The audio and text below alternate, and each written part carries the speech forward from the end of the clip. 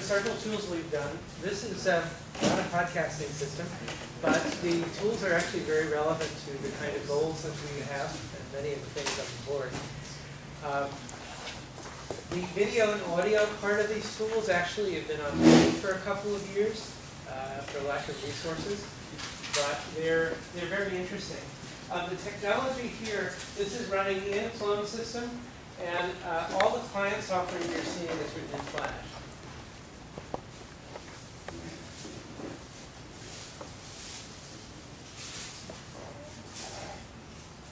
Now in number 01618, Eric Eldred versus John D. Ashcroft. Mr. Lessig. Mr. Chief Justice, may it please the Court, petitioners are before you this morning challenging Congress's 1998 Sonny Bono Copyright Term Extension Act. This is an audio annotation tool, and it has a synchronized transcripts, as you can see down here.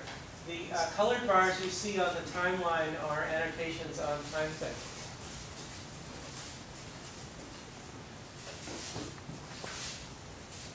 Now I can scrub through the audio this way.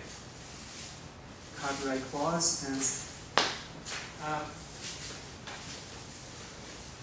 I can also move around the audio by moving through the transcript and clicking on the transcript. When I click on the transcript, it actually goes to the corresponding space on the timeline. And the usual way to add an annotation via the transcript is actually to highlight a section here.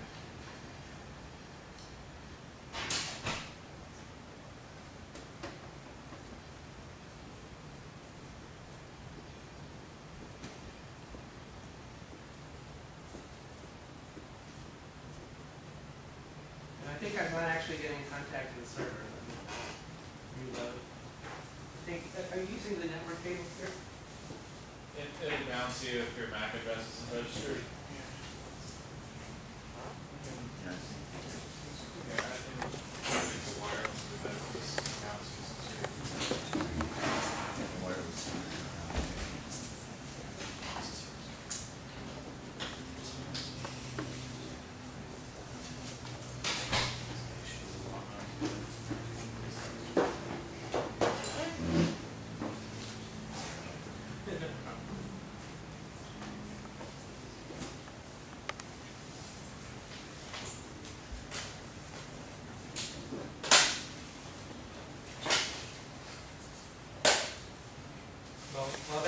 While that tab is reloading, I'll go to the next tab. Because we were not allowed to use Flash Video, we did this with QuickTime. The Justice Harry A. Blackman oral history. This is taping session number 1 on July 6, 1994. I'm Harold Coe. I'm a professor at Yale Law School and a clerk for Justice Blackman in October term 1981. So, like the audio, we can go through the transcript. This is actually not time-coded to quite the extent that the Eldred and Ashcroft is. But I can then jump around, either with the QuickTime control here, which shows me where I am in the transcript, or by clicking on the transcript. And all of this is synchronized with the timeline up here. The timeline zooms, so I can get finer grained or less finer grained segments. Let's see if this is finished reloading. Oh yes. And I can actually look at the annotations by clicking on any of these bars. I can change the annotation start and end time by dragging the handles at the end.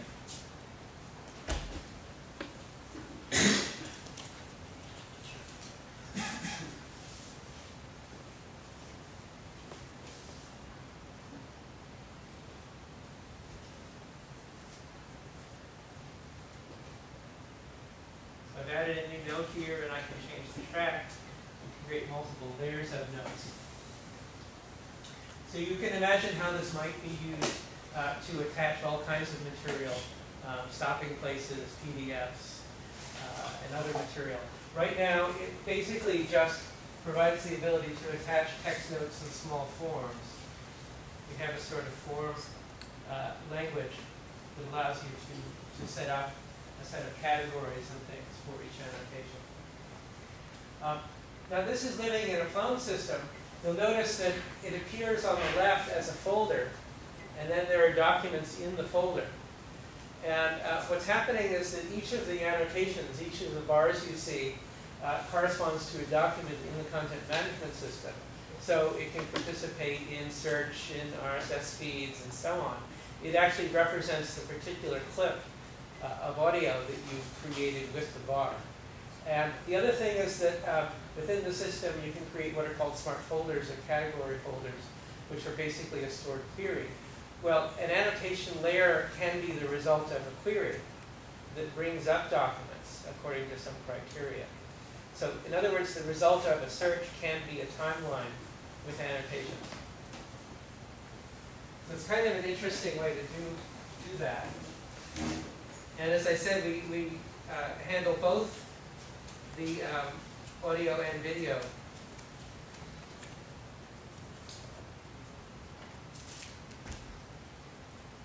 Now the part of this project that's actually still active is the one that deals with images. And we have basically three tools: a image tiler that takes an image and generates a pyramidal tiled structure from that image. An image annotation tool, which you're looking at now, and a standalone viewer that can be deployed without any of the server-side software.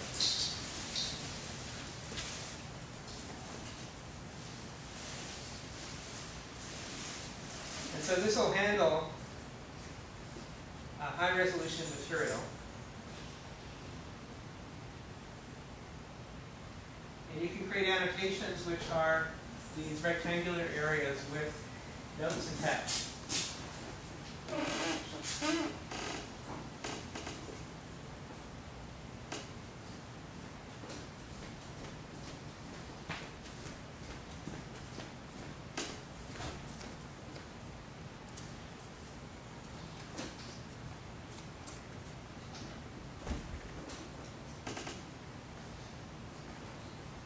And it allows me to create I can create, color code it by dragging over here. And I can create a controlled vocabulary of subject terms that can be dragged in.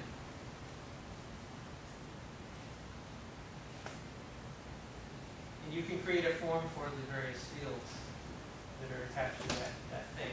Once again, once an annotation is created, it creates a separate document that refers to that particular bit of the image. And if I click on that document, it will actually bring up a viewer focused on that section of the image. So this is also a way of using the annotation tool as a kind of scissors to prepare material that can be inserted elsewhere. And one of the things that we've done with this is that we've created a sort of publishing system that allows you to create articles and papers and so on. And then you can insert these annotated areas as zooming images into that presentation material.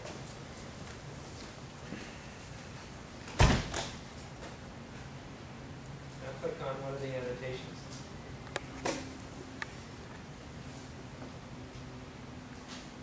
Now we're in the process right now actually of moving all that material to the latest version of ActionScript.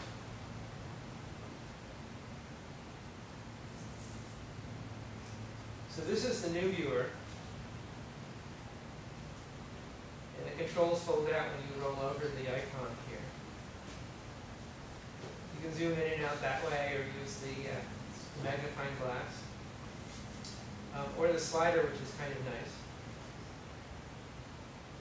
You'll notice that the image is blurry for a moment, and then it becomes sharp as it brings in the tiles that are covered by that area at the higher resolution. One of the nice things about this is that there's no special server-side software. Once you run the tiler, it creates a standalone thing that can be served by Apache very efficiently. And I guess that the new feature on this one is the rotation.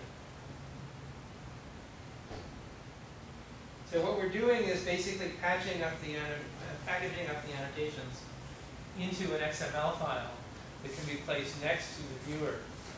And it creates areas that you can then roll over and see the notes on the image.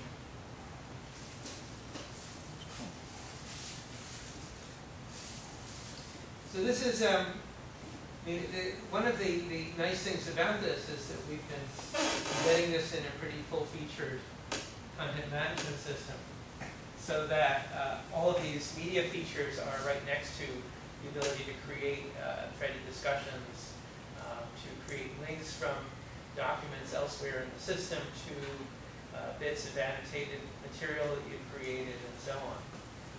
So one of the interesting things to explore here is how to bring those features all the way out to the user, so that they can flexibly use the material, that they're not just the receiver of the file. So that's basically it. Any questions? Any plans to apply some of the technologies to linear-based media rather than specifically images, but to bring video into the Well, I showed the video and audio annotators. Right, but specifically these that are focused on the image, not just text-based annotations, but also. Oh, there actually is a version of the audio annotator that takes audio as the annotation, which is kind of cool. Oh. It allows you to record, basically hit your microphone and record your commentary. So I think that there's, we have another case where we've actually linked to outside web-based material and so on. Really, once you have the marker there, you can attach all kinds of content to it. Right, I see this tool and I just immediately start thinking about really high-resolution cameras in the back of the classroom and letting viewers choose whatever they want to watch, but on a linear-based media rather than just static images. It'd be really interesting. Well, the other application, I think, of the timeline is to allow people to actually compose the material that go into the broadcast. That is to say, okay, I'm going to take this segment here, and then I'm going to attach this slide over here, and maybe a PDF will come up at this point, linked to an external website at that point. Absolutely. So really, I'm hoping that we can eventually take that timeline and make it into something where you can compose the whole presentation as opposed to just the video. That's very cool. There is a research project at Hewlett Packard where they have basically made a mosaic fan camera that's super high resolution, and they basically set up a PlayStation controller to zoom in and move around on the image. And you can basically build the camera so you can have certain areas of interest, like if you're hitting this whole room, you'd want to get the people and some of the things there at higher resolution than you would an event. Right. And so it basically scales all together. Yeah. I'm not, last I saw that was probably a little less than a year ago. I'm not sure where they're at with it, but that was Really interesting.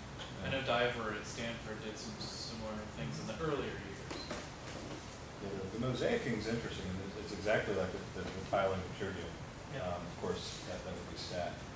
But trying to do Flash with video and There's actually somebody, one of the instructors who used the video annotation tool, actually in a journalism class to critique student performances when they were actually doing their newscast, said that she would really like something that allowed you to actually drag a rectangle around objects in the video stream and basically do what we're doing with the image annotation, only with the video stream. You could say, here's a feature, right?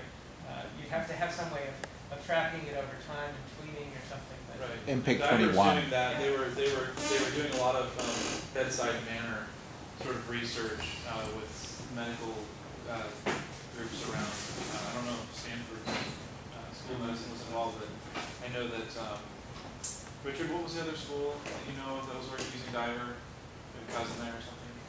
Yeah, actually he's using it. Tufts. Tufts, yeah, in the medical school. I actually got Diver interested in Flash.